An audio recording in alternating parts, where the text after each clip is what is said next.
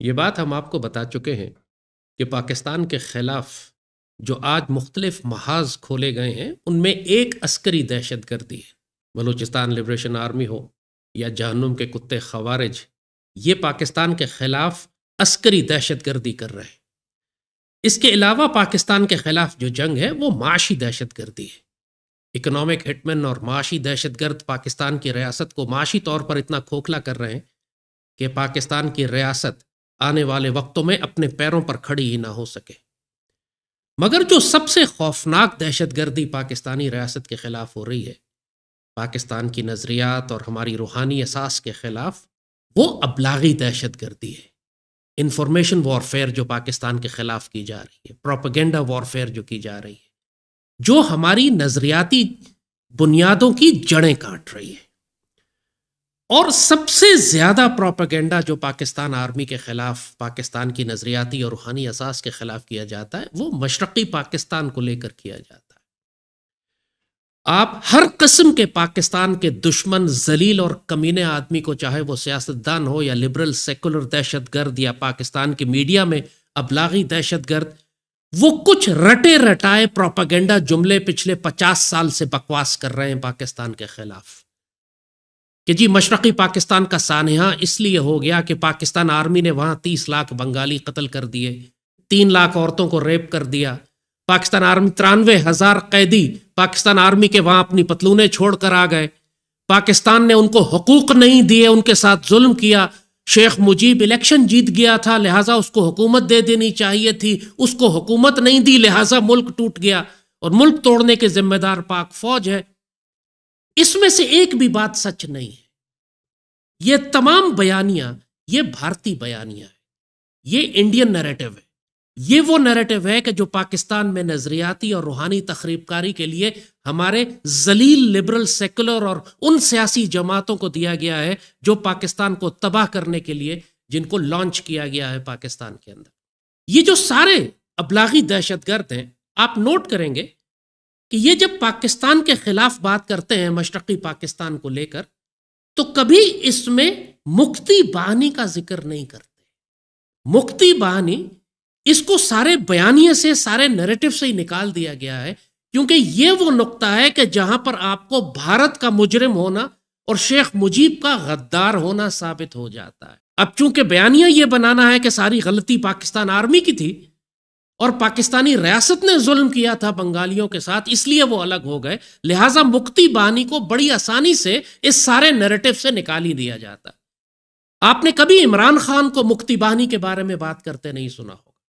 آپ نے کبھی پاکستان کے جو لبرل سیکولر بغیرت ہیں، حرام کے پلے ہوئے حامد میر جیسے صحافی، کبھی یہ مفتی بہانی کے بارے میں بات نہیں کریں گے۔ یہ ضرور کہیں گے کہ پاکستان آرمی کو معافی مانگنی چاہیے کہ اس نے 30 لاکھ بنگالی مار دیے، لیکن مفتی بہانی نے مشرقی پاکستان میں کیا کیا، یہ بات کرتے ان کو فالج ہو جاتا ہے۔ آج ہم مفتی بہانی پر بات کریں گے، آپ کو یہ بتائیں گے کہ کس طرح شیخ مجیب الرحمن، جو پاکستان کی ایک بڑی سیاسی جماعت کا سربراہ تھا، اس نے بھارتی انٹیلیجنس اور بھارتی فوج کے ساتھ مل کر ایشیا کی سب سے خوفناک اور سب سے ظالم دہشت گرد جماعت بنائی۔ آج آپ ٹی ٹی پی کو دیکھتے ہیں نا، یہ جہنم کے کتے خوارج جو ہمارے بچوں کو ذبح کرتے ہیں اور ہمارے جوانوں کے سروں سے فٹ بال کھیلتے ہیں، ٹی ٹی پی بچے ہیں، چھوٹے بچے ہیں مفتی بہانی کے مقابلے میں، کیونکہ ہماری قوم پچھلے 50-60 سال میں ایک نسل بڑی ہو گئی۔ مفتی بہانی کا نیریٹو کبھی پاکستان میں بیان ہی نہیں کیا گیا، کبھی بتایا ہی نہیں گیا کہ مشرقی پاکستان میں کتنی خوفناک دہشت گرد جماعت شیخ مجیب الرحمان کی عوامی لیگ نے پیدا کی تھی بھارتی انٹیلیجنس کے ساتھ، اور اس نے کتنے لاکھ پاکستانی مرد، عورتیں اور بچے ذبح کیے۔ آپ کو یہ پورا میڈیا پاکستان کا سیاسی ڈسکورس، پولیٹیکل نیریٹو، اس میں کہیں بھی یہ بیان نہیں ملے گا۔ عمران خان پاکستان کی ایک بڑی سیاسی جماعت کا سربراہ ہے، ملک کا وزیر اعظم رہ چکا ہے، لیکن وہ خود ساری زندگی صرف جھوٹ بولتا رہا ہے مشرقی پاکستان۔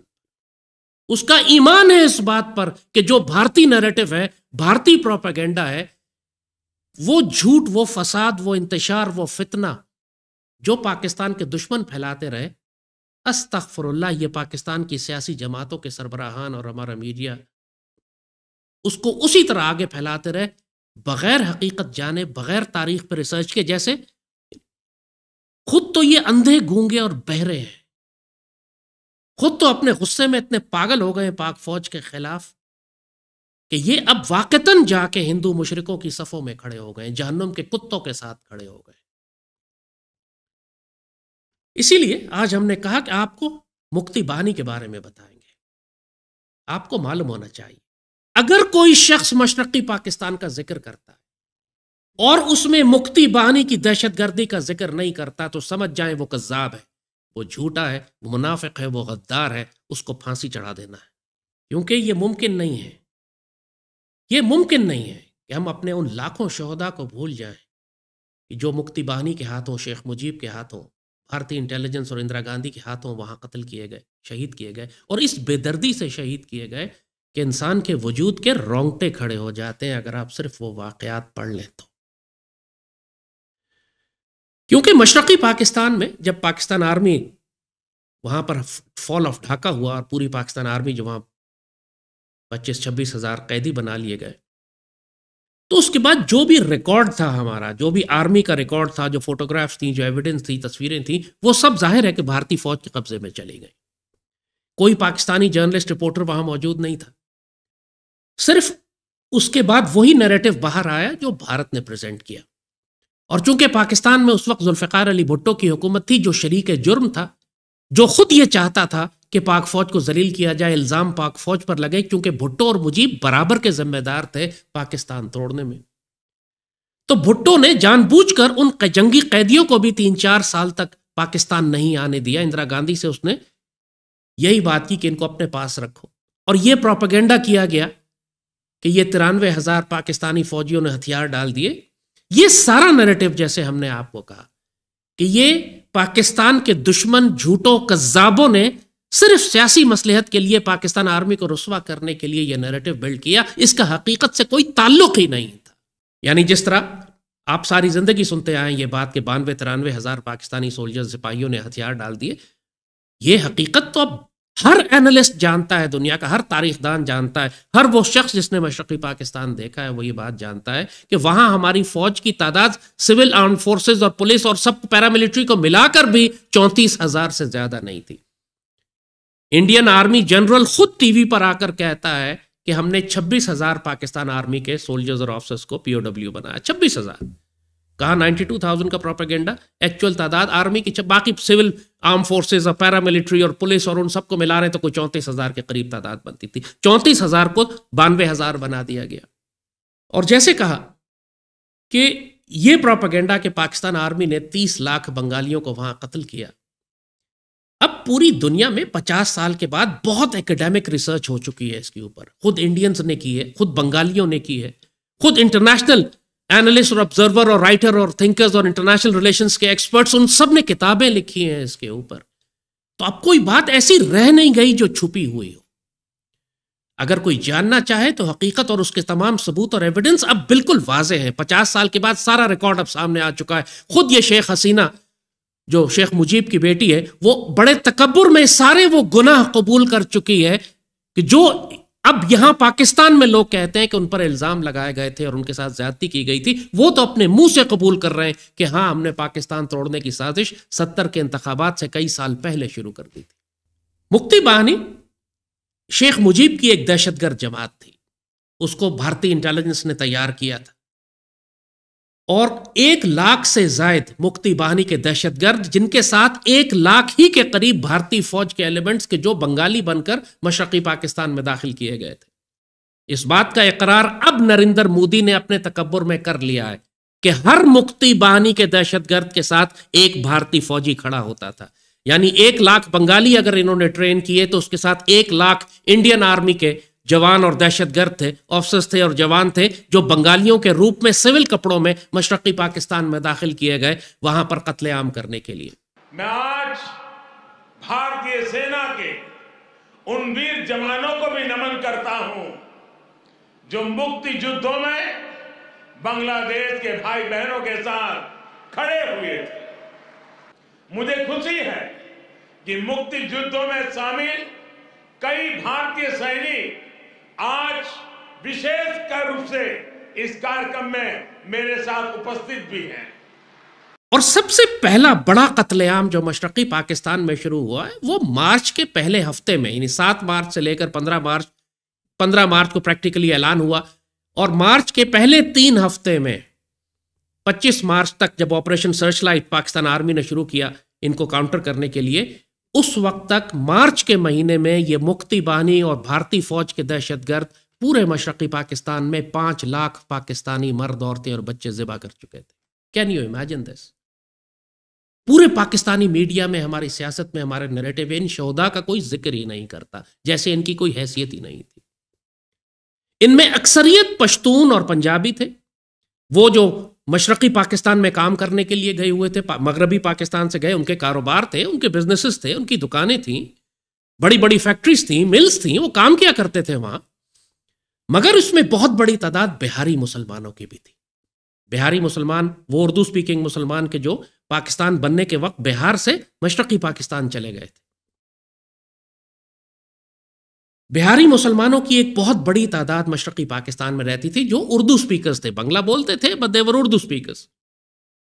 مگر اس کے علاوہ جیسے کہا پشتون اور پنجابی مسلمان بھی، سویلینز جو کاروبار کرتے تھے مشرقی پاکستان میں جا کے، وہ بھی لاکھوں کی تعداد میں مشرقی پاکستان میں بستے تھے۔ مشرقی پاکستان کی آبادی کئی کروڑ تھی، ظاہر ہے اس میں کئی لاکھ مغربی پاکستان کے مسلمان تھے جو وہاں جا کے رہا کرتے تھے۔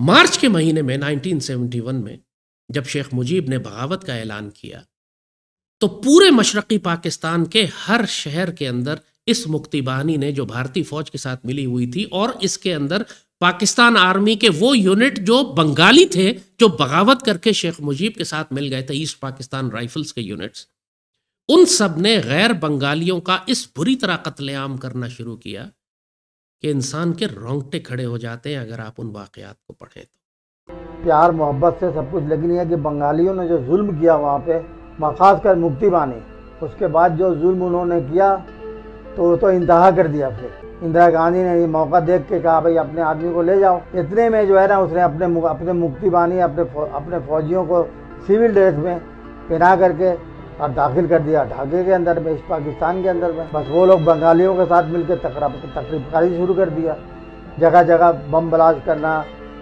مارنا، اردو سپیکنگ کو بھی اور فوجیوں کو بھی جہاں دیکھنا مارنا۔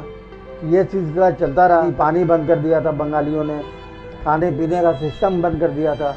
سب آرمی، پاکستانی آرمی نے بیچاروں نے بڑا محبت سے، پیار محبت سے سب بندوبست کیا۔ بنگالیوں نے اور مکتی باہنیوں نے اردو سپیکنگ کو مار کے کاٹ کے پھینکا۔ وہ ظلم آپ دیکھ نہیں سکتے، جس طرح لاشیں پڑی رہتی تھی کوئی اٹھانے والا نہیں۔ انہوں نے جو ظلم کیا، زیادتی کی عورتوں کے ساتھ، لوگوں کے ساتھ، یہ تو سب میں نے اپنے آنکھوں سے دیکھا ہے۔ ظاہر ہے اس وقت چونکہ پاکستان میں جو حکومت تھی اس نے تمام انفارمیشن پہ، معلومات پہ سینسر لگا دیا، کیونکہ خطرہ یہ تھا کہ اگر یہ خبریں مغربی پاکستان پہنچیں تو ہزاروں لاکھوں بنگالی جو مغربی پاکستان میں رہتے ہیں لوگ ان کے خلاف غصہ نکالیں گے اور ان کو بھی ذبح کرنا شروع کر دیں گے۔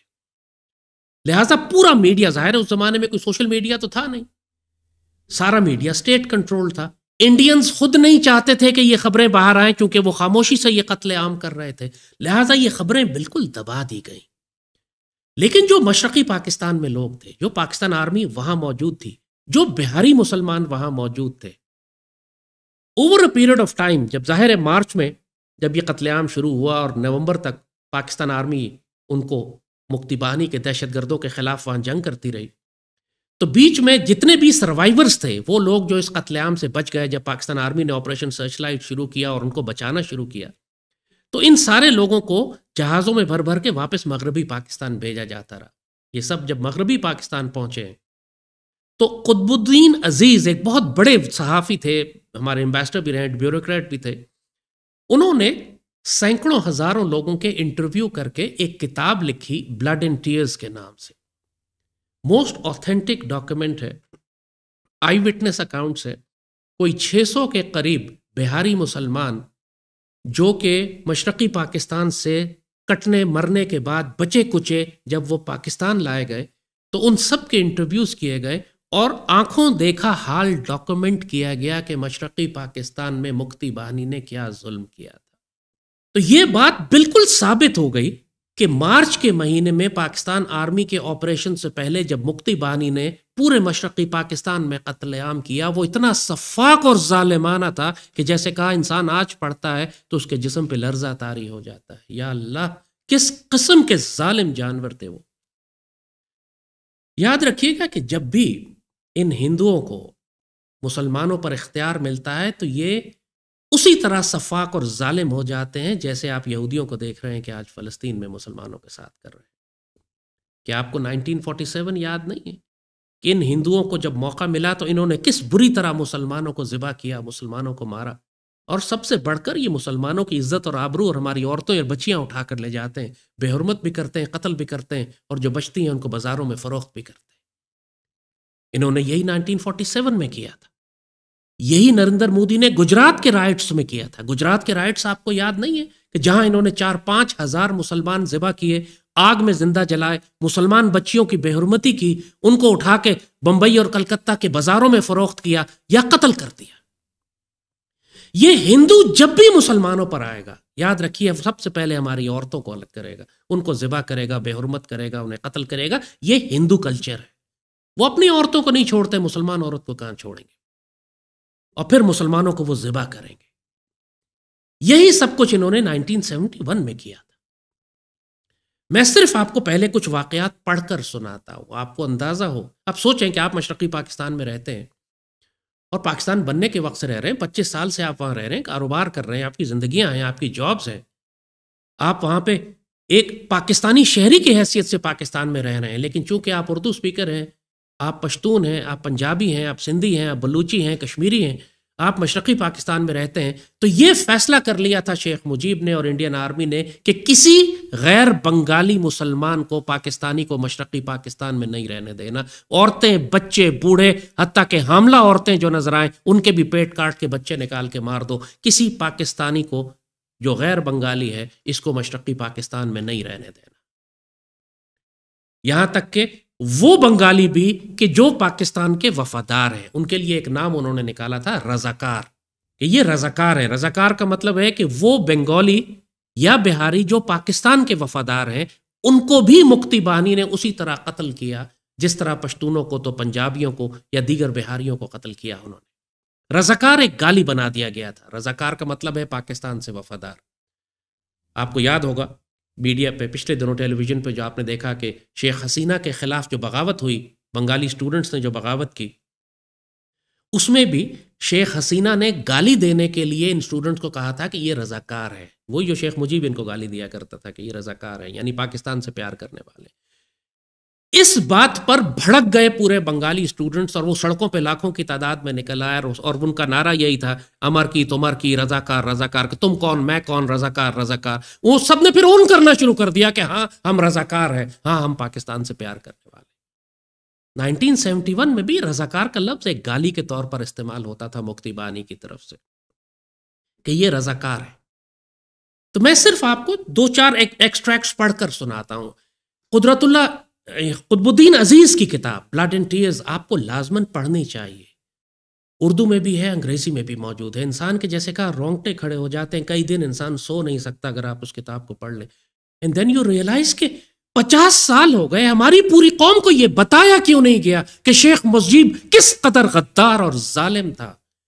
اپنے ہاتھوں اس نے 5 لاکھ مسلمان ذبح کیے، اور پاکستان میں اس وقت حرام خور کے بچے اس کو ہیرو بنا کے پریزنٹ کرتے ہیں کہ اس کو تو باقی پاکستان کی حکومت بھی دے دینی چاہیے تھی۔ صرف تھوڑے سے ایکسٹریکٹس میں آپ کو پڑھ کر سناتا ہوں، اور یاد رکھیے گا کہ یہ پاکستان آرمی نے کوئی آپریشن نہیں کیا تھا مشرقی پاکستان میں۔ تھوڑا سا بیک گراؤنڈ آپ کو بتا دیتے ہیں اس سے پہلے کہ میں ایکسٹریکٹس پڑھ کر آپ کو سناؤں۔ تھوڑے سے بیک گراؤنڈ یہ تھا کہ شیخ مجیب پاکستان توڑنے کی سازش 1948 سے کر رہا تھا۔ اس کا کوئی تعلق اس بات سے نہیں تھا پاکستان توڑنے کی سازش کا کہ وہ الیکشن جیت گیا اور اس کو حکومت نہیں دی اس لیے پاکستان ٹوٹ گیا۔ وہ غدار 1948 سے پاکستان توڑنا چاہتا تھا۔ پاکستان توڑنے کی اس سازش کی وجہ سے اس نے فتنہ کھڑا کیا تھا کہ اردو زبان اور بنگلہ زبان، اور ہم جناب بنگلہ زبان فالو کریں گے اور اردو کو قبول نہیں کریں گے۔ قائد اعظم کو باقاعدہ ڈھاکہ جانا پڑا اس کے فتنے کی وجہ سے۔ قائد اعظم نے ڈھاکہ میں جو اپنی تقریر کی تھی 48 میں، وہ شیخ مجیب کے خلاف تھی۔ انہوں نے شیخ مجیب کا نام تو نہیں لیا تھا، لیکن اس کی صفات، اس کی خصوصیات بتائی تھیں۔ پوری پاکستانی قوم کو اور خاص طور پر بنگالیوں کو مخاطب کر کے آپ نے کہا تھا کہ تمہاری صفوں میں غدار ہیں، 5th کالمسٹ ہیں، جو تم کو بھڑکائیں گے پاکستان کی ریاست کے خلاف۔ ان کی باتوں میں مت آنا، پاکستان کی قومی زبان اردو ہوگی۔ اور اس تقریر کے اگلے دن شیخ مجیب کو پھر گرفتار کر لیا گیا۔ تو شیخ مجیب نے جب BBC کو اپنا انٹرویو دیا مشرقی پاکستان الگ ہونے کے بعد، تو اس نے خود اقرار کیا اس بات کا کہ میں پاکستان توڑنے کی سازش 1948 سے کر رہا تھا، اور پہلی دفعہ 1948 میں جیل گیا۔ When did you first go to prison in your fight for freedom? It was many years ago. Long time. I think I started going to jail in so-called Pakistan from 1948. لہٰذا یہ propaganda یہی ختم ہو جاتا ہے کہ شیخ مجیب نے اس لیے پاکستان توڑنے کا فیصلہ کیا کہ اس کو اقتدار نہیں دیا گیا تھا۔ پاکستان توڑنے کی سازش 1947-48 سے کر رہا تھا۔ فطرتاً ایک خبیث آدمی تھا، ناپاک اور پلیت۔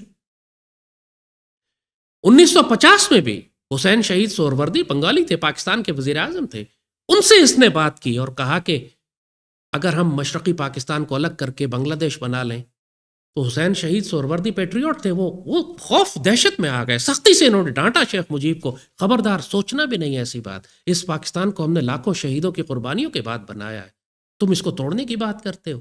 اگین یہ ڈاکومنٹڈ بات ہے۔ اور پھر 1960s میں، کیونکہ فتنہ تو اس کا ختم نہیں ہوا تھا، ان نے یہ اس وقت تک اپنی جو عوامی لیگ کی سوشلسٹ مارکسسٹ کمیونسٹ آئیڈیالوجی تھی، پاکستان توڑنے کی آئیڈیالوجی تھی، یہ مشرقی پاکستان کی پاک فوج میں بھی داخل کر چکا تھا۔ ظاہر ہے پاکستان فوج کی بہت بڑی یونٹس تھیں جو مشرقی پاکستان میں تھیں، جو کہ ایسٹ بنگال رائفلز کہلاتی تھی، ایسٹ پاکستان رائفلز ہے، ایسٹ بنگال رائفلز، کہ جو بنگالی افسروں اور جوانوں پر مشتمل تھیں۔ ظاہر ہے جس طرح باقی سارے پاکستان کے اندر ہر ایتھنیسٹی اور ہر صوبے کی ریپرزنٹیشن ہے، ویسے ایسٹ پاکستان کی ریپرزنٹیشن تھی پاکستان آرمی میں، اور وہ سارے مشرقی پاکستان میں ڈپلائڈ تھے۔ تو ان کے اندر بھی اس نے اب سازش کر کے یہ پلاننگ کر لی تھی کہ ایسٹ پاکستان رائفلز یعنی بنگالی افسر اور جوان جو ہیں وہ بغاوت کر کے مشرقی پاکستان کو پاکستان سے الگ کر لیں گے۔ 1960s میں یہ زہر وہاں پر بنگالی افسروں اور جوانوں میں پھیل چکا تھا۔ اس وقت تو کوئی الیکشن نہیں تھے، اس وقت کوئی انتخابات نہیں تھے۔ وہ جو زہر یہ 1948 سے ڈال رہا تھا، اس کے نتیجے میں اس نے گروپ تیار کر لیا تھا پاکستان آرمی کے اندر بھی، جس نے آگے جا کے بغاوت کی۔ 1966 کے آس پاس شیخ مجیب نے آلریڈی اگرتلہ جا کر، انڈیا میں ایک شہر ہے مشرقی پاکستان کی ایسٹ میں، اگرتلہ میں جا کے باقاعدہ پلاننگ کر لی تھی کہ ہم نے پاکستان کو توڑنا ہے۔ اس میں بنگالی آفیسرز بھی شامل تھے، اس کے اندر بہت سارے بنگالی جو بیوروکریٹس تھے مشرقی پاکستان کے وہ شامل تھے۔ شیخ مجیب نے ظاہر اپنا ایک انفلوئنس بنایا ہوا تھا، بڑا ووکل لیڈر تھا وہاں پر یہ، مگر غدار۔ یہ اگرتلہ سازش پکڑی گئی کا مطلب ہے کہ سارے ایلیمنٹس اس کے گرفتار ہو گئے، سارے ڈاکومنٹری ایویڈنس سامنے آ گئے، سب کچھ پتہ لگ گیا کہ پاکستان توڑنے کی ایک سازش کی جا رہی ہے۔ اس میں آرمی آفیسرز بھی گرفتار ہوئے، شیخ مجیب بھی گرفتار ہوا، اس کے ساتھ 20-25 بنگالی اور بھی تھے، وہ بھی گرفتار ہوئے۔ صاف پتہ لگ گیا کہ یہ انڈین انٹیلیجنس کے ساتھ مل کر پاکستان میں بغاوت کرانا چاہتے ہیں۔ یہ سب کچھ ہو رہا ہے، اس وقت تو انتخابات کا کوئی سلسلہ ہی نہیں تھا، ایوب خان کی حکومت تھی، اور ایوب خان کا گولڈن دور تھا پاکستان کا، پورے پاکستان کو ایشین ٹائیگر بنا ہوا تھا پاکستان۔ تو ظاہر ہے اس کو روکنے کے لیے ان کو کچھ نہ کچھ تو کرنا تھا دشمنوں کو. شیخ ایوب خان کو اقتدار سے ہٹانا تھا، پاکستان کو توڑنا تھا، پاکستان کی انڈسٹریل ترقی کو تباہ کرنا تھا. ان سارے کاموں کے لیے غیر ملکی طاقتوں نے 2 آدمیوں کا انتخاب کر لیا تھا، ایک بھٹو، ایک شیخ مجیب. 1965 کی وار میں آپ نے دیکھا تھا کہ پوری قوم ایوب خان کے پیچھے آ گئی تھی، پوری قوم متحد ہو چکی تھی. بھارت کو ہم نے ذلیل کیا تھا اور ماشاءاللہ پاکستانیوں کا ایک حوصلہ بلند تھا، ہم لوگ ایک متحد قوم کے طور پر تھے. اور جیسے کہا کہ پوری دنیا میں اس وقت پاکستان ایشین ٹائیگر کے طور پر سامنے آ رہا تھا. اسی لیے 65 کی وار کے بعد ہمارے دشمنوں نے یہ فیصلہ کیا کہ اب پاکستان کو توڑنا ہے، پاکستان کی انڈسٹریل ترقی کو تباہ کرنا ہے، لیکن اس سے پہلے ان کو ایوب خان کو اقتدار سے ہٹانا تھا. تو شیخ مجیب اور بھٹو نے سائملٹینیسلی اپنے اپنے ایکسس پر کام شروع کیا.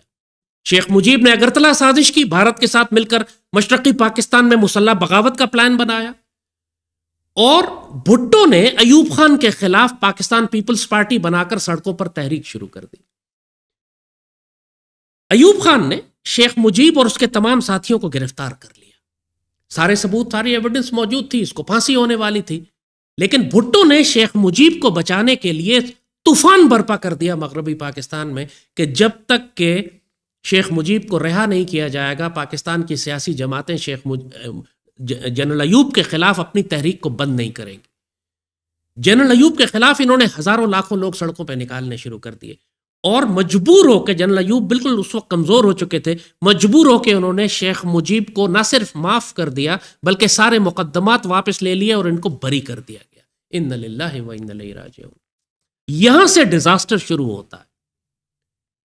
شیخ مجیب جیسے ہی رہا ہوتا ہے، بھٹو کی تحریک کے نتیجے میں ایوب خان کو اقتدار سے الگ کر دیا جاتا ہے. 1969 کے آس پاس کا وقت ہے، 68-69. ایوب خان اقتدار سے ہٹ جاتے ہیں، یحییٰ خان کی حکومت آ جاتی ہے. اب بھٹو پاورفل ہو چکا ہے مغربی پاکستان. اور شیخ مجیب نے پہلا کام یہ کیا کہ جیل سے رہا ہونے کے بعد سیدھا لندن گیا اور وہاں انڈین انٹیلیجنس کے ساتھ مل کر اس نے پورا پلان بنایا کہ اب وقت آ گیا ہے کہ ہم مسلح بغاوت کے ذریعے مشرقی پاکستان کو پاکستان سے الگ کر دیں. اب اس وقت مکتی باہنی کی، مسلح مکتی باہنی کی بنیاد رکھی گئی. پورے بھارت کے اندر مشرقی پاکستان کے آس پاس کوئی 100-150 کیمپ بنائے گئے جن میں عوامی لیگ کے دہشت گردوں کو بھیجا جانے لگا. وہاں پہ ان کی مسلح تربیت ہوئی، ان کو ہتھیار دیے گئے، ان کو ٹریننگ کرائی گئی. اور جب 1970 کے الیکشنز قریب پہنچے، اس وقت تک مکتی باہنی مکمل طور پر ایک خوفناک دہشت گرد جماعت بن کر دوبارہ مشرقی پاکستان میں داخل ہو چکی تھی. اور اس کے ساتھ لاکھوں کی تعداد میں، جیسے کہا، انڈین آرمی، ان کے بھی بنگالی آفسر جو لگتے تھے دیکھنے میں شکل میں انہی کی طرح، وہی زبان بولتے تھے، وہی حلیہ بناتے تھے، سادے کپڑوں میں آ کے مکتی باہنی کے ساتھ پورے مشرقی پاکستان کے ہر گاؤں، ہر شہر، ہر پولنگ سٹیشن پر یہ مکتی باہنی آ کے ڈپلوائے ہو گئی. اب سسٹمیٹک بلنڈرز دیکھیے کیا ہوتے جا رہے ہیں. سب سے پہلا بلنڈر تو یہی ہوا کہ شیخ مجیب کو آپ نے اگرتلا سازش پکڑی جانے کے باوجود سزائے موت دینے کے بجائے آپ نے اس کو باعزت بری کروا دیا. یہ کام بھٹو نے کروایا. بھٹو اور شیخ مجیب ملے ہوئے تھے، دونوں ایمبیشس تھے، دونوں وزیر اعظم بننا چاہتے تھے، اور پاکستان کے 2 حصے تھے. انہوں نے آپس میں ایک ٹیسٹ ایگریمنٹ کر لیا تھا کہ مشرقی پاکستان میں شیخ مجیب حکومت کرے گا، مغربی پاکستان میں بھٹو حکومت کرے گا، چاہے اس کے لیے ان کو پاکستان توڑنا کیوں نہ پڑے. اور آگے جا کے جب انہوں نے پاکستان بھی توڑ لیا تو پہلے دن جو پہلا کام بھٹو نے کیا، پاکستان کی پچھلی تمام انڈسٹریل ڈیولپمنٹ اور ترقی اور انڈسٹریل ریولوشن ہماری ایک رات میں تباہ کر دی، یہ کہہ کر کہ میں سب کچھ نیشنلائز کر رہا ہوں. پلان کمپلیٹ ہو گیا. I had made a pledge to the people of Pakistan to implement important industrial reforms in the country. I am now beginning to redeem this pledge. The control of these industries now rests with the state of Pakistan. وہ جو پاکستان توڑنے کا plan ان 2 بدبختوں، ناپاک پلید غداروں نے مل کر بنایا تھا. الزام ایوب خان اور یحییٰ پہ دیتے ہیں، اصل غدار یہ 2 حرام خور کے بچے تھے.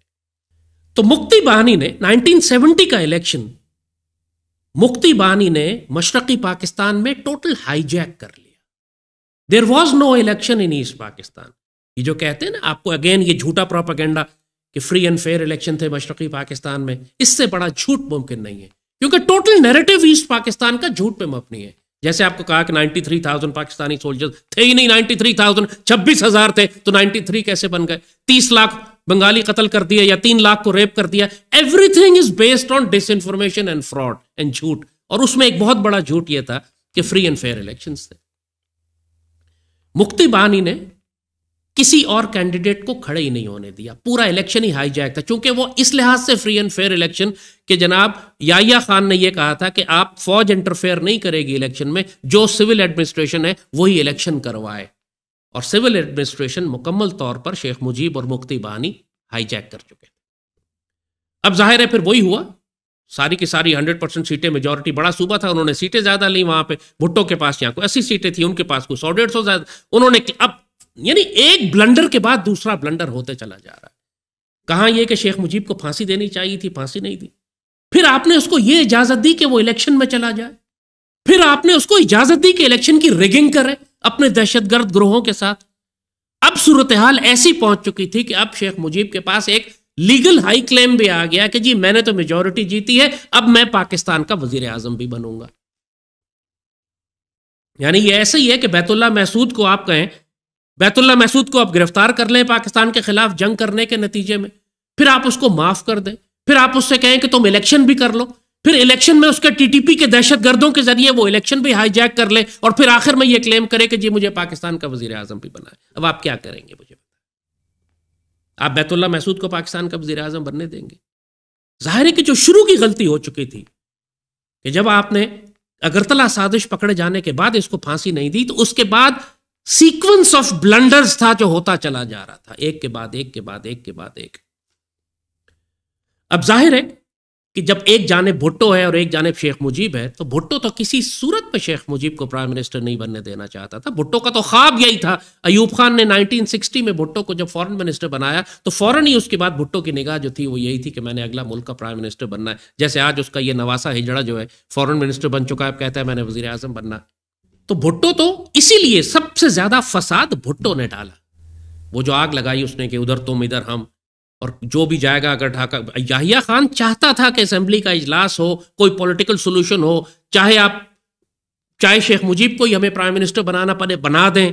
اس نے اجلاس اسمبلی کا ڈھاکہ میں کال کیا, لیکن بھٹو نے اس پہ یہ کہا کہ جو بھی ڈھاکہ جائے گا اجلاس میں اس کی میں ٹانگیں توڑ دوں گا. احمد رضا قصوری وہ واحد آدمی تھا جو کہ ڈھاکہ کے اجلاس میں گئے, جس کی وجہ سے بعد میں بھٹو نے اس کے باپ کو قتل کروایا. احمد رضا قصوری کو قتل کروانا چاہتا تھا, اس کو باپ قتل ہو گیا, بڑے قصوری صاحب مارے گئے, جس کے نتیجے میں بعد میں پھر احمد رضا قصوری مدعی بنا اس مقدمے کا جس میں بھٹو کو پھانسی ہوئی. وہ ایک الگ سیکوینس ہے, مگر کہانی یہ تھی.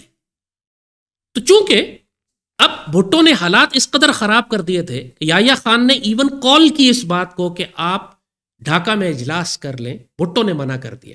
اب ظاہر ہے شیخ مجیب کو صرف ایک اشارہ چاہیے تھا. جو ہی بھٹو نے انکار کیا کہ کوئی اجلاس میں نہیں جائے گا مشرقی پاکستان شرکت کرنے کے لیے, تو شیخ مجیب نے ڈھاکہ میں اعلان بغاوت کر دیا. اور ظاہر ہے جو مکتی بہانی پہلے سے ہی مسلح دستے اور گروہ اس کے تیار تھے لاکھوں کی تعداد میں, انہوں نے پورے مشرقی پاکستان میں راتوں رات غیر بنگالی پاکستانیوں کا, جس میں کہا بہاری تھے, پشتون تھے, پنجابی تھے, ان کو ان کے بچوں اور عورتوں اور خاندانوں سمیت اس بری طرح سے ذبح کیا کہ انسان کی جیسے کہا رونگٹے کھڑے ہو جاتے ہیں اگر آپ ان واقعات کو پڑھتے. اب میں کچھ آپ کو واقعات سناتا ہوں تھوڑے سے. نیلفا مری میں قتل عام 1971 میں شورش برپا ہونے سے قبل ضلع رنگپور کے قصبے نیلفا مری میں کم از کم 5000 غیر بنگالی رہا کرتے تھے. 23 مارچ سے 30 مارچ کے دوران ان میں سے نصف کو موت کے گھاٹ اتار دیا گیا. ان بدنصیب غیر بنگالیوں کو موت کی وادی میں دھکیلنے والے عوامی لیگ کے مسلح کارکن تھے, اور ان کی بھرپور معاونت ایسٹ پاکستان رائفلز کے بنگالی سپاہی کر رہے تھے. سعید پور میں قتل عام. ایسٹ پاکستان ریلویز کے 24 سالہ ملازم نور الدین احمد نے بتایا کہ سعید پور میں مارچ 1971 کے اواخر میں شورش برپا ہونے پر کم از کم 5000 غیر بنگالیوں کو ذبح کیا گیا. ان للہ و انا الیہ راجعون. جسٹ امیجن دا فگر کہ ایک چھوٹے سے قصبے میں 5000 غیر بنگالی پاکستانیوں کو, پشتونوں کو, پنجابیوں کو, کشمیریوں کو, سندھیوں کو, بہاریوں کو ذبح کیا گیا. آپ سکیل کا اندازہ کر سکتے ہیں, یہ صرف ایک چھوٹے سے قصبے کی کہانی ہے. لندن کے اخبار ٹیلی گراف نے 27 اپریل 1971 کی اشاعت میں اپنے نمائندے کا بھیجا ہوا مراسلہ شامل کیا، جس میں ڈھاکہ کے علاقے ڈنڈی میں واقع فیکٹری کے ایک ملازم کا آنکھوں دیکھا حال بھی شامل تھا۔ 26 مارچ کو جنرل یحییٰ خان کے نشری خطاب کے بعد بڑی تعداد میں غنڈوں نے فیکٹری کا رخ کیا۔ انہوں نے پہلے فیکٹری اور اس کے دفتر کا سامان لوٹا، پھر لوگوں کو قتل کرنا شروع کیا۔ یہ لوگ میرے 4 ڈائریکٹرز کے گھر گئے۔ ان تمام افراد کا تعلق مغربی پاکستان سے تھا۔ انہیں ان کے گھروں کو اہل خانہ کے ساتھ جلا دیا۔ مارے جانے والوں کی مجموعی تعداد 30 تھی۔ جس کسی نے نکلنے کی کوشش کی اسے بھی بے دردی سے قتل کر دیا گیا۔ پکسے میں قتل عام۔ مارچ کے اواخر اور اپریل کے اوائل میں غیر بنگالیوں کے خلاف نفرت انتہا کو پہنچ چکی تھی۔ ریلوے کالونی کے غیر بنگالی مکینوں کو ڈرایا دھمکانا جانے لگا۔ ریلوے کالونی کے تمام مکین ریلوے کے ملازمین اور ان کے اہل خانہ تھے۔ پکسے کی ریلوے کالونی میں 29 اپریل 1971 کو قتل عام ہوا، جس میں کم از کم 2000 غیر بنگالیوں کو موت کے گھاٹ اتار دیا گیا۔ یہ قیامت شہر میں پاکستان فوج کے آنے سے ایک دن قبل برپا کی گئی۔ انا للہ و انا الیہ راجعون۔ ایک چھوٹے چھوٹے قصبے میں، چھوٹے چھوٹے گاؤں میں سینکڑوں کی تعداد میں غیر بنگالی پاکستانیوں کو ذبح کیا گیا۔ حاملہ عورتوں کے پیٹ پھاڑے گئے، ان کے بچے نکالے گئے۔ چھوٹے چھوٹے بچوں کے ہاتھوں کو ایسے کر کے جیسے لکڑی توڑتے ہیں، ان کے بازو جسم توڑے گئے۔ ان کو بینٹس اور سنگینوں پہ پرو کے ان کی ماؤں کے سامنے، اپنے خاندان کے سامنے ماؤں کی بے حرمتی کی پہلے، پھر ان کے ٹکڑے ٹکڑے کر دیے گئے۔ تھوڑا سا میں اپنا ذاتی تعارف بھی آپ کو یہاں پر کروا دوں۔ میرے والد کا تعلق بہار سے، والد کی طرف سے میں بہاری ہوں، اور ہمارے خاندان کے بہت بڑی تعداد میں افراد مشرقی پاکستان میں رہائشی تھے۔ جو کچھ مجھے مشرقی پاکستان کے بارے میں معلوم ہے وہ کسی کتاب یا کسی اخبار کے حوالے سے نہیں ہے، یہ ہمارے گھر کے اور خاندان کے معاملات ہیں۔ ہمارے بہت سارے عزیز مشرقی پاکستان سے ہجرت کر کے مغربی پاکستان پہنچے فسادات کے بعد، اپنی آنکھوں سے انہوں نے مکتی بہانی کے قتل عام دیکھے۔ ہمارے بہت سارے عزیز پاک فوج میں تھے جو مشرقی پاکستان میں پاکستان کا دفاع کرتے رہے، پھر آخر میں جنگی قیدی بھی بنے۔ تو جو واقعات مجھے معلوم ہیں وہ صرف کتابوں کے نہیں ہیں، وہ آنکھوں دیکھا حال ہے کہ جو کبھی کسی کتاب میں لکھے نہیں گئے، وہ کبھی کسی میڈیا نے رپورٹ نہیں کیے، کسی حکومت نے بیان نہیں کیے۔ یہ پاکستانی مسلمانوں کو، پاکستان آرمی کے آفیسرز کو، جوانوں کو، ان کو پکڑ کر لاتے تھے، درخت سے باندھتے تھے مکتی بہانی والے، اور ان کے جسم سے خون کی ایک سرنج نکالتے تھے تاکہ خون قطرہ قطرہ باہر نکلنا شروع ہو جائے، اور ان کو باندھ کے وہاں چھوڑ دیا جاتا تھا۔ انسان کے جسم سے آہستہ آہستہ خون بہنا شروع کرتا تھا، اور 24 گھنٹے کے اندر، 18 گھنٹے کے اندر بڑی اذیت ناک موت ملتی تھی۔ یہ عام طریقہ تھا کہ لوگوں کو قتل کرنے سے پہلے ٹارچر کیا جاتا، ان کی آنکھوں میں گرم لوہے کی سلائی پھیری جاتی، ان کے جسم کے ٹکڑے کیے جاتے، ان کو کاٹ کے ان میں تیزاب ڈالا جاتا۔ یعنی شرافت سے تو کسی مسلمان کو قتل نہیں کیا انہوں نے، کسی مسلمان عورت کو بے حرمت کیے بغیر قتل نہیں کیا۔ ہزاروں لاکھوں کو پہلے ان کے بچے، ان کے شوہر ان کے سامنے ذبح کیے، پھر ان کو بے حرمت کیا، پھر ان کو لے جا کے بھارت کے بازاروں میں فروخت کر دیا یا قتل کر دیا۔ اور 100% ایویڈنس یہی ہے اسی بات کی کہ جب تک پاکستان آرمی ان علاقوں میں نہ پہنچی یہ قتل عام ہوتا رہا۔ اور پھر ظاہر ہے جب پورے مشرقی پاکستان میں لاشیں بکھری ہوئی ہیں، 5-6 لاکھ پاکستانی ذبح کر کے پھینک دیے گئے گلیوں میں، کھیتوں میں، دیہاتوں میں، ریلوے ٹریکس کے اوپر، جگہ جگہ ان کی اجتماعی قبریں بنائی گئیں، اور پھر پاکستان آرمی بھی سقوط ڈھاکہ کے بعد بھارت کی قید میں چلی گئی، تو کون ثابت کرنے والا تھا کہ یہ لاشیں کس کی ہیں؟ پروپیگنڈا بھی پھر وہیں پہ شروع ہوا کہ جب مجیب نے کہا 30 لاکھ قتل کر دیے گئے، پاکستان آرمی نے مارے، دیکھیں یہ ساری لاشیں پڑی ہوئی ہیں، یہ سارے پاکستان آرمی نے قتل کیے ہیں۔ کوئی مکتی بانی کا ذکر بھی نہیں کرتا بیچ میں سے، جیسے مکتی بانی نے تو کوئی قتل کیا ہی نہیں، وہ تو کوئی دہشت گرد جماعت تھی ہی نہیں۔ بھارت کا یہ پرانا طریقہ ہے کہ جب ملکوں کو یہ ڈیسٹیبلائز کرنا چاہتے ہیں تو وہاں دہشت گرد جماعت گروہ تیار کرتے ہیں۔ سری لنکا کو تباہ کرنے کے لیے انہوں نے تامل ٹائیگرز بنائے تھے۔ آپ جانتے ہیں کتنے ظالم اور سفاک دہشت گرد گروہ تھا جو 30 سال تک سری لنکا میں جنگ چلتی رہی، لاکھوں سری لنکن مارے گئے تامل ٹائیگرز کے ہاتھوں، جس کی پشت پر بھارتی فوج اور بھارتی انٹیلیجنس تھی۔ بعد میں اللہ کا کرنا ایسا ہوا کہ خود راجیو گاندھی کو بھی انہی تامل ٹائیگرز نے قتل کیا، لیکن سری لنکا کے اندر لاکھوں لوگ مارے گئے تامل ٹائیگرز کے ہاتھوں۔ بالکل اسی طرح مکتی بانی جو انہوں نے مشرقی پاکستان میں بنائی تھی، اور یہ 100% اس میں کوئی شبے کی بات ہی نہیں ہے، کیونکہ جیسے کہا کہ یہ تو اب پورے بھارتی حکمران، RSS کے سارے یہ پاجید، نریندر مودی، ان کے تمام انٹلیکچوئلز اب تو اوپنلی اکنالج کرتے ہیں اس بات کو کہ مکتی باہنی بھارت نے بنائی تھی پاکستان کے خلاف۔ نریندر مودی جیسے کہا، اس کا اپنا بیان ہے کہ ہر مکتی باہنی کے ساتھ ایک بھارتی فوجی کھڑا ہوا تھا۔ یوری بیزمنوف، اس کا ہم ذکر کئی دفعہ پہلے بھی کر چکے ہیں، ایک رشین KGB کے ایجنٹ تھا اسی زمانے میں، جو کہ انڈیا میں پوسٹڈ تھا۔ اس نے اپنے تفصیلی انٹرویو میں یہ بات بہت تفصیل سے بتائی ہے کہ کس طرح عوامی لیگ کی ساری لیڈرشپ کو رشیا میں ٹرین کیا گیا تھا، اور کس طرح رشیا ان کو اکوپمنٹ اور سپلائز دے رہا تھا انڈیا کے ساتھ مل کر مشرقی پاکستان کو توڑنے کے لیے۔ جو رشین ایمبسی تھی کابل میں، جو سوویٹ ایمبسی تھی، سوری ناٹ ان کابل، ان ڈھاکہ، جو سوویٹ ایمبسی تھی ڈھاکہ میں، وہ سوویٹ ایمبسی کریٹ منگواتی تھی ہزاروں کی تعداد میں، لکھا ہوتا تھا پرنٹڈ میٹر، کتابیں ہیں اس کے اندر، اور اس کے اندر اسلحہ ہوتا تھا، کلاشنکوفس ہوتی تھیں جو عوامی لیگ اور مکتی باہنی کے دہشت گردوں کو تقسیم کی جاتی تھیں سفارتی سامان میں، یعنی ڈپلومیٹک کمیونٹی تھی اس سامان کو، اس کو چیک نہیں کیا جاتا تھا، بڑے بڑے کریٹس آتے تھے، لکھا ہوتا تھا، کتابیں ہیں اندر، کلاشنکوفس ہوتی تھی۔ یہ سب باتیں ڈاکومنٹڈ انٹرویو ہے یوری بیزمنوف کا، کہ وہ خود کہتا، اسی وجہ سے اس نے کہا کہ ہم نے CIA کو بھی بتایا، یعنی وہ چونکہ منحرف ہو چکا تھا، اس نے کہا میں نے واپس امریکہ پہنچ کے CIA کو بھی بتایا کہ مشرقی پاکستان میں ایک بہت بڑی آگ لگنے والی ہے، کہ سوویت یونین اور انڈیا مل کر مشرقی پاکستان میں مسلح گروہ تیار کر رہے ہیں، اور وہاں بہت بڑی بغاوت ہوگی اور بہت لوگ قتل عام ہوگا وہاں پر۔ تو CIA نے بھی اس کو ہنسی مذاق میں اڑا دیا اس بات کو، کیونکہ CIA بھی آن بورڈ تھی۔ So when I saw that Indian territory is being used as a jumping board to destroy East Pakistan, I saw myself thousands of so-called students traveling through India to East Pakistan through the territory of India, and Indian government pretended not to see what was going on. They knew perfectly well, the Indian police knew it, the intelligence department of the Indian government knew it, the KGB of course knew it, and the CIA knew it. That was most infuriating, because when I defected and I explained to the CIA debriefers they should watch out because East Pakistan is going to erupt any moment, they said I was reading too many James Bond novels.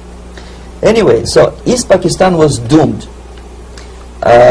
One of my colleagues in the Soviet consulate in Calcutta, when he was dead drunk, he ventured into the basement to relieve himself, and he found big boxes which said printed matter to Dhaka University. Dhaka is the capital of East Pakistan. And since he was drunk and curious, he opened one of the boxes and he discovered not printed matter, he discovered Kalashnikov guns and ammunition in there. CIA نے ذوالفقار علی بھٹو کو تیار کیا تھا اس کام کے لیے، اور KGB نے شیخ مجیب کو۔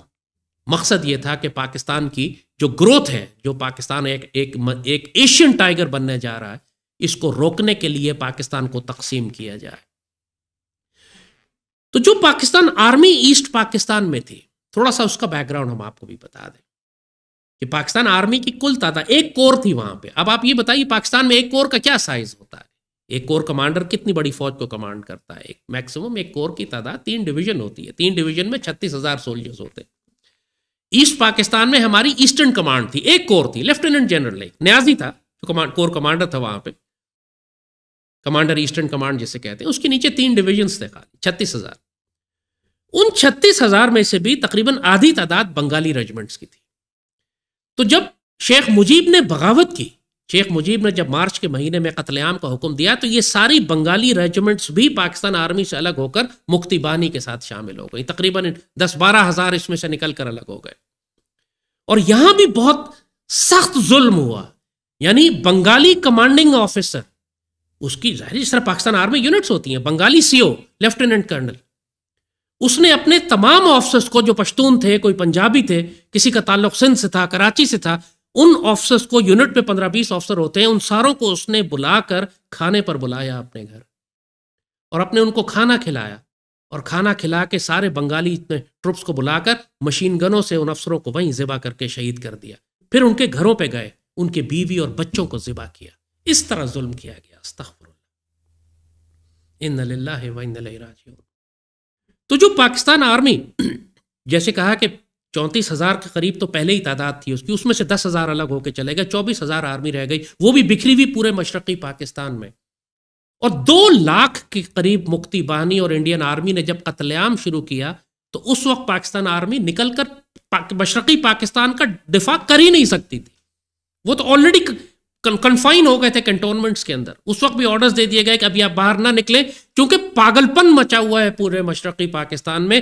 2 لاکھ سے زائد مکتی باہنی اور انڈین آرمی کے دہشت گردوں نے قتل عام شروع کر دیا تھا، اور 24,000 پاکستان آرمی پورے مشرقی پاکستان کا دفاع کرنے کے قابل ہی نہیں. وہ اپنا دفاع نہیں کر سکتی تھی، ان کو تو کنٹونمنٹس میں صرف بند کر دیا، کیونکہ راستے کے انہوں نے پل اڑانے شروع کر دیے تھے، ایمبوشز تھے، جگہ جگہ مکتی باہنی گریلوں نے چیک پوسٹ لگائی ہوئی تھی.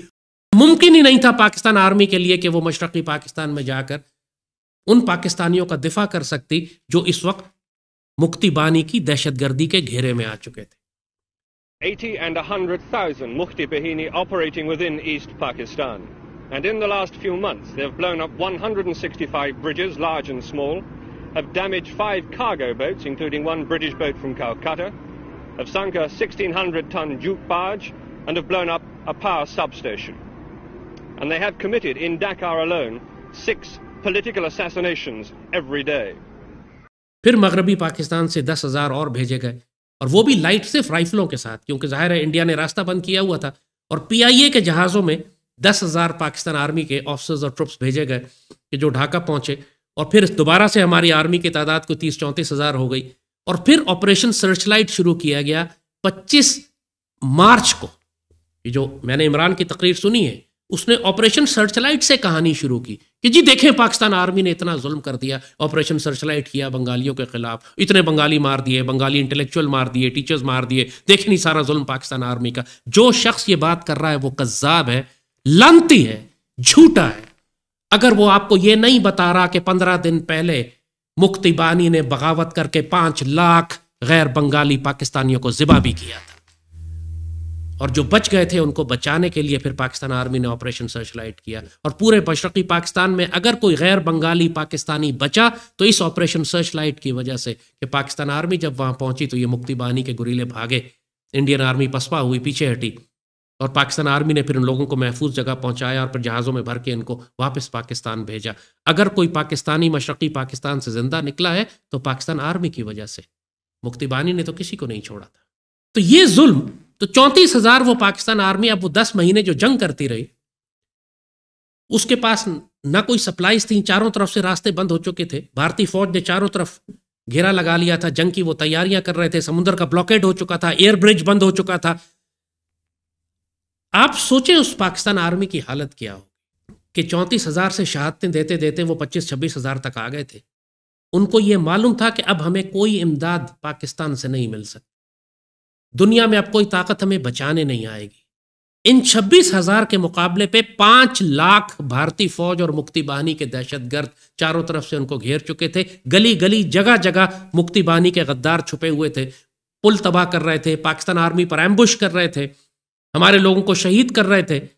ایسی صورتحال میں پاکستان آرمی پورے مشرقی پاکستان کو بچانے کے لیے چھوٹی چھوٹی ٹکڑیوں میں تقسیم تھی، کہیں پہ 100 لوگ، کہیں 50 لوگ، کہیں 150، کہیں 200، کہیں 1 بٹالین، ایک کمپنی.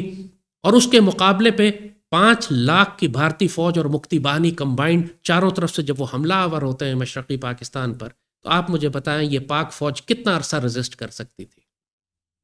ایک بدتمیزی اور بےہودگی کا طوفان مچایا ہوا. جی پاکستان آرمی لڑی نہیں، کم از کم انڈین جنرل مانک شو میں زیادہ غیرت تھی ان ذلیلوں کے مقابلے میں جو پاکستان میں بستے ہیں. کہ جب اس سے سوال کیا گیا کہ پاکستان آرمی نے تو جنگ ہی نہیں کی، تو مانک شو غیرت میں آ گیا، کہتے نو، Pakistan army fought gallantly. Pakistan army اتنی دلیری سے لڑی کہ ہم حیران ہو کے رہ گئے. Because the Pakistan military leadership proved to be incompetent. For instance, I gather they had no fallback strategy to defend Dhaka. No, it's not true. The Pakistan army in East Pakistan fought very gallantly, but they had no chance. They were 1,000 miles away from their base. I'd got a superiority of almost 15 to 1. They just had no chance, but they fought very gallantly. ایسی شہادتیں اور قربانیاں اس نے دیں، اتنی جانثاری سے اس نے اپنے آپ کو قربان کیا. ایک انڈین کرنل کمانڈوز کا ان کے پیرا کا جو ڈھاکہ پہنچا سے 16 دسمبر کو، اس سے برٹش جرنلسٹ نے پوچھا کہ پاکستان آرمی نے تو کوئی مزاحمت نہیں کی ہوگی, آپ تو بہت آسانی سے پہنچ گئے. کہتے ہیں ایسی بات نہیں ہے, پاکستان آرمی فنیٹک ریزسٹنس کر رہی ہے, یعنی جنونیوں کی حد تک مزاحمت کر رہی ہے. کہتے میں حیران ہوتا ہوں کہ اس جوان کے پاس اب لڑنے کے لیے کچھ بھی نہیں ہے, پورا ملک ان کا مخالف ہو چکا ہے, ملک ان کے ہاتھ سے جا چکا ہے, اس کے باوجود بھی وہ جنونیوں کی طرح کھل کر حملے کر رہے ہیں ہمارے اوپر اور شہادتیں دے رہے ہیں. Is that a fair assessment of what's it been like? I wouldn't say that. I think it was very heavy and hard fighting. The Pakistani soldiers fought extremely well, I must say. In fact, I would say at times it was so fanatical. Then I've sort of said, look at this man, he's just dying for something where he has no business to be just come charging across. This is ridiculous at times. I felt very sorry. یہ بھارتی colonel کہہ رہا ہے, اس میں زیادہ غیرت تھی حامد میر بے غیرت اور عمران خان کے مقابلے میں یہ پلیت اور ناپاک لوگ جو صرف پاکستان آرمی کو بدنام کرتے ہیں. آپ سوچیں کہ جب آرمی کو یہ پتا ہے کہ ہمیں ہماری قوم نے ابینڈن کر دیا ہے, ہماری تاریخ کی سب سے دلیر فوج وہ تھی جو مشرقی پاکستان میں تھی. آپ کو کسی جنگ لڑنے کے لیے بھیجا جائے اور پیچھے سے آپ کو کہہ دیا جائے کہ اب آپ اخبل بندوبست کے اوپر ہیں, آپ کے لیے کوئی امداد, کوئی سپورٹ, کوئی کمک نہیں آئے گی, آپ فیصلہ کریں, آپ نے لڑنا ہے, آپ نے مرنا ہے, آپ نے ہتھیار ڈالنا ہے, آپ نے جو مرضی کرنا ہے, یو ڈیسائیڈ یور سیلف, اب ہم آپ کی مدد نہیں کریں گے. اب اس پاکستان آرمی نے آخری وقت تک سرفروشی اور دلیری سے جنگ کی. جنرل نیازی ایک کنٹروورشل آدمی تھا, وہ ایک کمانڈر ہے صرف ایک, ٹھیک ہے, وہ بدکار بھی تھا, وہ کمزور بھی تھا, وہ شرابی بھی تھا, ہی ہیڈ ہز پرابلمس, یس, لیکن وہ پوری پاکستان آرمی کو ریپرزینٹ نہیں کرتا. وہیں پہ ہمارے نشان حیدر بھی ہیں, وہیں پہ ہمارے جانباز سپاہی بھی ہیں. جیسے کہا کہ وہ آرمی جو نیچے لڑ رہی تھی, جس کو مانک شاہ نے کہا کہ دیٹ آرمی فوٹ گیلنٹلی, اتنی دلیری اور شجاعت کے ایسے ایسے واقعات ہیں کہ انسان یقین نہیں کرتا, لگتا ہے یہ کوئی صحابہ کے زمانے کے کوئی مجاہد ہیں, اس طرح یہ بھارتی فوج کے خلاف مزاحمت کر رہے تھے. انہوں نے مشرقی پاکستان سنبھال لیا تھا, مکتی بانی کو دفع کر دیا تھا. اگر بھارت انویڈ نہ کرتا تو کبھی مشرقی پاکستان ہمارے ہاتھ سے نہ نکلتا. لیکن اس وقت دیکھیے ہو کیا رہا تھا. جب مارچ میں شیخ مجیب نے یہ بکواس کی کہ بغاوت کی, تو شیخ مجیب کو گرفتار کر کے مغربی پاکستان لے جایا گیا تھا. شیخ مجیب مغربی پاکستان میں تھرو آؤٹ مارچ سے لے کر 16 دسمبر تک, جب تک فال آف ڈھاکہ ہوا, یہ 10 مہینے شیخ مجیب مغربی پاکستان میں ہماری قید میں تھا. اور بہت وقت تھا بھٹو کے پاس کہ شیخ مجیب کے ساتھ کوئی سیاسی معاملہ طے کر لے. یحییٰ خان بار بار ان سے کہہ رہا تھا آپس میں معاملہ طے کرو, کوئی ریزولو کرو, کوئی پولیٹیکل سیٹلمنٹ کرو, لیکن بھٹو فیصلہ کر چکا تھا کہ مشرقی پاکستان کو ہم الگ کر دیں گے, شیخ مجیب کو مشرقی پاکستان دے دیں گے, مغربی پاکستان میں خود رکھ لوں گا. یہ بھٹو فیصلہ کر چکا تھا. ورنہ سوچے نا کہ 10 مہینے شیخ مجیب تھا مغربی پاکستان میں جب مشرقی پاکستان میں یہ جنگ ہو رہی تھی. انہوں نے فیصلہ کیوں نہیں کیا؟ اور جب فال آف ڈھاکہ کے بعد بھٹو وزیر اعظم بنا تو سوچے اس نے پہلا کام کیا کیا. خاموشی سے رات کو شیخ مجیب کو نکالا, جہاز میں بٹھایا, لندن بھیج دیا. استغفر اللہ رب العالمین. اس کا ظلم دیکھیں, اس کی غداری دیکھیں. مشرقی پاکستان فال ہو گیا ہے, ہمارے 26,000 قیدی, جنگی قیدی وہاں ان کے پاس ہیں, ہمارے بہاری مسلمان وہاں پھنسے ہوئے ہیں. اتنا کچھ تھا انڈیا سے اور شیخ مجیب سے نیگوشیٹ کرنے کے لیے. شیخ مجیب ہمارے پاس تھا, مشرقی پاکستان کا جو فادر آف دی نیشن جو اس وقت تھا وہ ہماری قید میں تھا. ہم اس کے بدلے کیا کچھ نہیں لے سکتے تھے. بھٹو نے خاموشی سے نکال کے اس کو لندن بھیج دیا, کیونکہ اگر پاکستان میں یہ مطالبہ زور پکڑ جاتا کہ شیخ مجیب پہ ٹرائل کرو, مقدمہ کرو, تو ظاہر ہے اس میں بھٹو بھی پھانسی لٹک جاتا. تو بھٹو نے کیس ہی کلوز کر دیا. ایک طرف اس نے اندرا گاندھی سے کہا کہ اس فوج کو پاکستان نہیں بھیجنا, ورنہ جنیوا کنونشن کے تحت جنگ ختم ہونے کے ایک دن کے بعد آپ کو سارے فوجی واپس بھیجنے پڑتے ہیں. آپ نے ابھی نندن کو واپس کیا تھا نا, عمران چیخ کے پاگل ہو رہا تھا, کیا میں حملہ کر دوں, ابھی نندن کو میں دے رہا ہوں. انڈیا نے تو 3 سال تک نہیں دیا آپ کے قیدی, کیونکہ وہ بھٹو نے منع کیا تھا کہ مت دینا. اور اگلے دن اس نے شیخ مجیب کو بھیجوا دیا لندن, اور وہاں سے وہ بنگلہ دیش چلا گیا. اس وقت تک بنگلہ دیش بن گیا تھا. اس طرح غداری کی بھٹو نے, آج اس کو ہیرو بنا کے پریزنٹ کیا جاتا ہے. استغفر اللہ رب العالمین. تو مشرقی پاکستان میں جو فوج ہماری جو سقوط ڈھاکہ کے بعد جو جنگی قیدی بنی, اس سے زیادہ دلیر فوج پاکستان نے نہیں پیدا کی. اور ہم اسی فوج کو ذلیل کرتے ہیں یہ کہہ کر کہ 93,000 نے ہتھیار ڈال دیے, اس کی پتلونیں 93,000 وہاں رہ گئیں. وہ جو تصویر پھیلائی جاتی ہے کہ جی کچھ بنگالی ہیں جو دیواروں پہ ان کے پاؤں ہیں اور ہاتھ ان کی زمین پر ہیں, وہ سارے بنگالی ہیں, وہ رضاکار ہیں. پاکستان آرمی کوئی بھی نہیں ہے اس میں سے.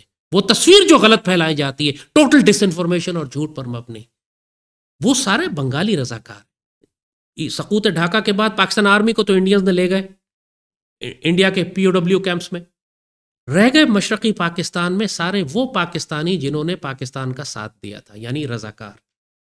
اب رضاکاروں کا قتل عام شروع ہوتا ہے، اور کم از کم 1 لاکھ کے قریب وہ بہاری مسلمان جو پاکستان آرمی کے ساتھ تھے، ان سب کو ذبح کیا گیا، باقاعدہ تماشے لگا۔ ڈھاکہ کے ریس کورس گراؤنڈ کی تصویریں، یہ واحد جگہ ہے جہاں پر فورن رپورٹرز موجود تھے، غیر ملکی جرنلسٹ تھے، انہوں نے تصویریں کھینچ لی، اور وہ تصویریں پوری دنیا میں پھر مشہور ہوئی۔ اس وقت سرنڈر ہو چکا تھا، ڈھاکہ جنگ ختم ہو چکی تھی، ڈھاکہ فال ہو چکا تھا، مشرقی پاکستان بنگلہ دیش بن چکا تھا۔ اس کے بعد پورے مشرقی پاکستان میں قتل کے باقاعدہ بازار لگائے گئے، تماشے لگائے گئے۔ پہلے سگریٹ جلا کے، آپ دیکھیں گے تصویروں میں، سگریٹ جلا کے سگریٹ کو سرخ کرتے تھے، ان کی آنکھوں پہ لگاتے تھے، ان کو اندھا کرتے تھے، پھر چاروں طرف جب وہ اندھے گھوم رہے ہوتے تھے تو ان کو سنگینے مار مار کے، بینٹس مار مار کے ان کو زخمی کرتے تھے، ان کو گراتے تھے، پھر ان کو سنگینوں سے ان کو قتل کرتے تھے۔ یہ سب کچھ ڈاکومنٹ ہو رہا تھا فوٹوگرافک اینڈ ویڈیو ایویڈنس میں، اور یہ سب کچھ آپ شکلیں دیکھ سکتے ہیں کون لوگ کر رہے ہیں۔ اس میں انڈین آرمی والے بھی ہیں، اس میں مکتی بانی بھی ہیں، اس میں شیخ مجیب کے رائٹ ہینڈ مین بھی ہیں، اس کے کمانڈرز بھی ہیں۔ یہ سارے وہ دہشت گرد، اور صرف ڈھاکہ کا ریس کورس کے اندر انہوں نے ہزاروں کی تعداد میں رضاکاروں کو شہید کیا۔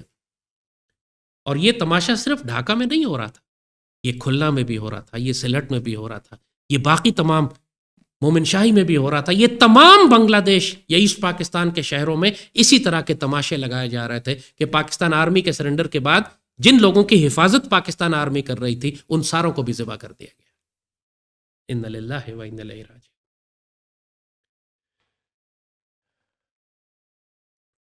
شیخ مجیب، اس کو تو اس کی اپنی فوج نے 2-3 سال کے بعد کتے کی طرح مار دیا، پورا خاندان مار دیا، ایک حسینہ بچ گئی تھی، بعد میں وہ وزیر اعظم بنی۔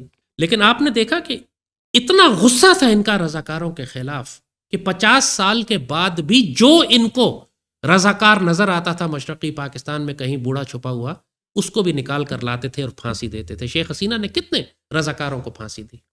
درجنوں کو، 80-80 90 سالیں ان کی عمریں ہو گئی تھیں، بزرگ ہو گئے تھے، ایسے وینمس تھے یہ، زہریلے سانپ کی طرح ڈھونڈ ڈھونڈ کے نکالتے تھے رضاکاروں کو۔ سوچے جب 80 سال اور 90 سال کے بوڑھے کو یہ پھانسی دے سکتے ہیں، اس وقت جب یہ پاگل اور خون چڑھا ہوا تھا ان کے دماغوں پہ، اس وقت مکتی بانی نے کس طرح ذبح کیا ہوگا پاکستانیوں کو۔ اور اب اللہ تعالیٰ کی طرف سے جو مکافات عمل آ رہا ہے کہ شیخ حسینہ جب دفع ہوئی ہے تو پوری قوم ان کی سڑک پر نکل کر کہتی ہے کہ ہم رضاکار ہیں۔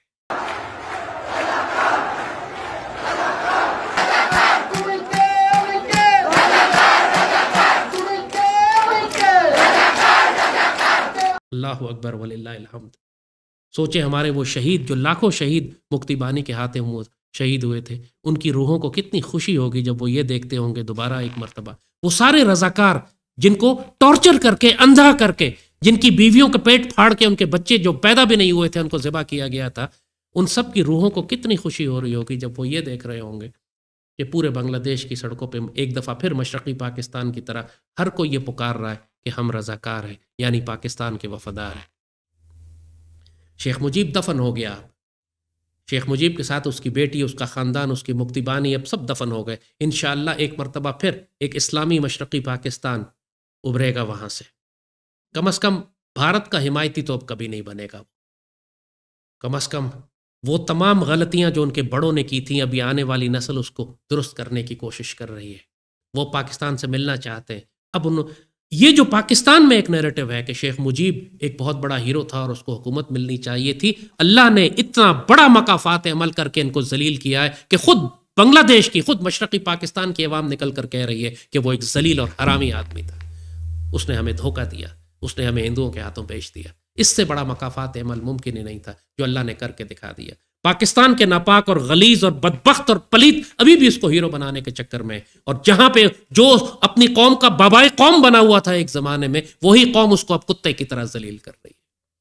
یہ قدرت کا مکافات عمل ہے۔ وقت لگا، اس میں 2 نسلیں گزر گئی، 50 سال گزر گئے، لیکن اللہ کے ہاں دیر ہے اندھیر نہیں ہے۔ تو مقصد آج آپ کو بتانے کا یہ تھا کہ جب بھی مشرقی پاکستان کی بات ہو، اگر کوئی شخص آپ سے مکتی بانی کے گناہوں اور جرائم کی بات نہ کرے، اس کے منہ پہ اتنی زور کا تھپڑ مارے کہ اس کی بتی سی باہر نکال دے۔ پاکستان میں یہ جرم ہونا چاہیے۔ کوئی شخص اگر یہ کہے کہ پاکستان آرمی کے 93,000 سپاہیوں نے ہتھیار ڈالے، اسے گرفتار کر کے قتل کر دے یا جلاوطن کر دیں یا ملک سے باہر نکال دے۔ کوئی شخص یہ کہے کہ پاکستان آرمی نے 30 لاکھ بنگالی قتل کیے تھے، ایسے شخص کو جلا وطن کر دے یا اس کی زبان کاٹ دے۔ کوئی شخص یہ کہتا ہے کہ پاکستان آرمی نے 3 لاکھ بنگالی مسلمان عورتوں کا ریپ کیا تھا، اس شخص کو اس کو جیل میں ڈالیں، اس کے ہاتھ اور پاؤں مخالف سمتوں سے کاٹے، زمین میں فساد کرنے کے جرم میں۔ یہ بہت سینسٹیو معاملہ ہے، کیونکہ اس پروپیگنڈے کی بنیاد پر اب اس پاکستان کی جڑیں کاٹی جا رہی ہیں، اس پاکستان کے خلاف نفرت پیدا کی جا رہی ہے۔ جو گھر ہمارا باقی رہ گیا اس کو جلانے کی کوشش کی جا رہی ہے، اور یہ کرنے والے حامد میر جیسے لوگ ہیں جس کو ہیرو بنایا ہوا ہے اس قوم نے، عمران خان جیسے لوگ ہیں جس کو خدا کی طرح پوچھتے ہیں اس کے زومبیز، یہ مہرنگ بلوچ اور منظور پشتین جیسے بدبخت اور ناپاک اور پلید یہی پروپیگنڈا روز پھیلاتے ہیں جو شرعی طور پر واجب القتل ہے۔ اس بات کو اتنا بڑا جھوٹ پھیلانا جس کے نتیجے میں ایک اسلامی ریاست تباہ ہو جائے، ایسا فساد پھیلانے والے، ایسے کذاب، ایسے ابلاغی دہشت گرد، ان کی سزا صرف موت ہے۔ تو پاکستان سے پیار کرنے والوں کو ہم نے اب آپ کو پوری دلیلوں کے ساتھ ثبوت دکھا دیے ہیں۔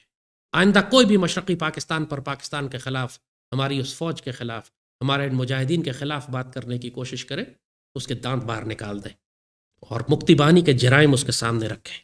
پاکستان اس لیے نہیں ٹوٹا تھا کہ شیخ مجیب کو اس کا اختیار یا اس کی حکومت نہیں دی گئی، پاکستان اس لیے ٹوٹا تھا کہ اس وقت پاکستان کے 2 بڑے سیاستدان بھٹو اور مجیب پاکستان توڑنا چاہتے تھے، اور انہوں نے بھارتیوں اور دشمنوں کے ساتھ مل کر دہشت گرد جماعت بنائی، لاکھوں پاکستانیوں کو شہید کیا، اور اس کے نتیجے میں پاکستان جو ایشین ٹائیگر بننے جا رہا تھا اس کی تمام انڈسٹریل ترقی کو ایک رات میں تباہ کروا دیا گیا۔ یہ سازش تھی جو پاکستان کے خلاف ہوئی۔ پاکستان آرمی اس وقت بھی پاکستان کو بچا رہی تھی، آج بھی پاکستان کو بچا رہی ہے۔ اگر آپ اس نصیحت کو نہیں سمجھیں گے، اگر آپ دشمن کی سازشوں سے آگاہ نہیں ہوں گے، تاریخ سے نہیں سیکھیں گے، پھر اللہ نہ کرے جس قسم کی دہشت گردی عمران اور منظور پشتین اور یہ باقی سیاسی جماعتیں اور مہرنگ بلوچ پاکستان میں کروانا چاہتی ہیں، اسی طرح پاکستان کے شہر میں، گاؤں میں، قصبوں میں قتل عام ہوگا جیسے مشرقی پاکستان میں غیر بنگالی پاکستانیوں کا ہوا تھا۔ اس وقت 1 مکتی بانی تھی، آج 10 مکتی بانیاں ہیں۔ پاکستانیوں کو بہت زیادہ محتاط ہونا پڑے گا، آپ کو تاریخ سے سیکھنا پڑے گا۔ کبھی اپنی فوج کو رسوا نہ کریں، کبھی اپنی فوج کو بے عزت نہ کریں۔ یہی پاک فوج آپ کی محافظ ہے۔ یہ پاک فوج بیچ میں سے نکل گئی تو پھر آپ کو مکتی بانی کا سامنا کرنا پڑے گا، پھر آپ کو جہنم کے کتوں خوارج کا سامنا کرنا پڑے گا، پھر آپ کو بھارتی فوج کا سامنا کرنا پڑے گا۔ اور جو کچھ وہ مشرقی پاکستان میں کر رہے ہیں اس کو بہت اچھی طرح سمجھیں کہ انہوں نے جب اختیار اور طاقت ان کے پاس تھی تو کس بری طرح انہوں نے پاکستانیوں کو ذبح کیا، نہ عورتیں چھوڑی، نہ بچے چھوڑے، نہ وہ بچے چھوڑے جو ماؤں کے پیٹ میں، ان کو بھی گھسیٹ کے نکال کر ذبح کر کے پھینکا انہوں نے۔ اور سارا الزام پاکستان آرمی پہ لگایا گیا کہ یہ تو پاکستان آرمی نے قتل عام کیا۔ پاکستان آرمی کبھی بھی اپنے لوگوں کو اس طرح قتل کرنے والی فوج ہے ہی نہیں۔ 20 سال سے دہشت گردی کی جنگ ہم پورے پاکستان میں لڑ رہے ہیں۔ کوئی ایک واقعہ بتائیں جہاں پاکستان آرمی نے کسی مسلمان بچی کی بے حرمتی کی ہو یا کسی بے گناہ مسلمان کو اس طرح مار کے پھینکا ہو۔ یہ ہمارا مزاج ہی نہیں ہے، یہ ہندوؤں کا مزاج ہے، یہ مکتی بانی کا مزاج ہے، یہ جہنم کے کتوں کا مزاج ہے، یہ پاک فوج کا مزاج نہیں ہے۔ آئندہ کبھی دھوکے میں مت آئیے گا۔ اگر آپ نے پاکستان یا پاکستان آرمی کے ساتھ خیانت اور غداری کی، پھر اللہ سے ڈرے، وہ آپ کو مکتی بانیوں اور جہنم کے کتوں کے حوالے کر دے گا، پھر کوئی آپ کو بچانے والا نہیں آئے گا۔